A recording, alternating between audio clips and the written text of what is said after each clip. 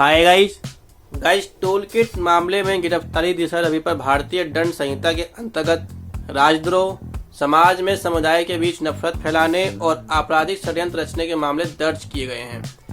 Delhi police ने दिशा रवि को बेंगलुरु से गिरफ्तार किया और दिल्ली की एक अदालत में पेश करते हुए कहा कि दिशा रवि टोलकिट गूगल डॉक्यूमेंट की एडिटर है और इस डॉक्यूमेंट को बनाने और इसे प्रसारित करने में उनकी मुख्य भूमिका है।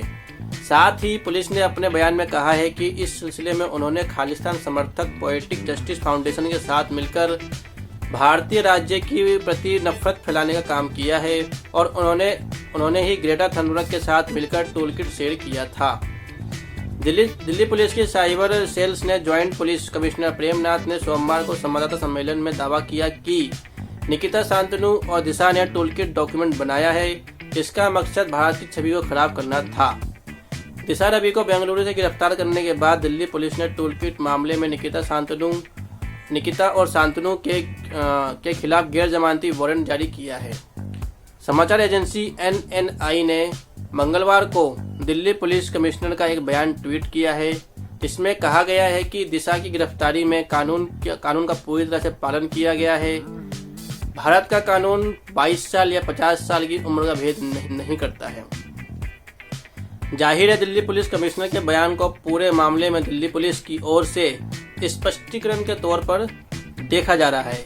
इसलिए ये जानना जरूरी है कि दिशा की गिरफ्तारी को लेकर कौन से सवाल उठ रहे हैं और वो कौन लोग हैं जो सवाल उठा रहे हैं।